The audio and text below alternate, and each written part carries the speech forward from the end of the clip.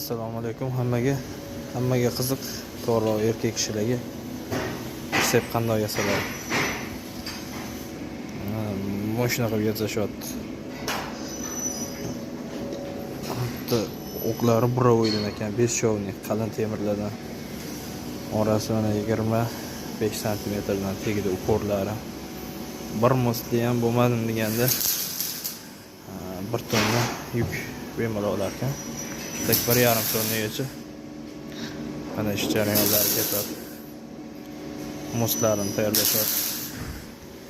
Mana yo'lda mana bitta akamiz Damas'ga farkop uстановка qilyaptilar.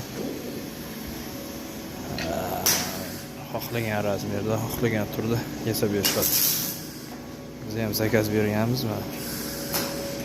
Bizga tayyor bo'lib qoldi, xudo xohlasa. Gap yo'q.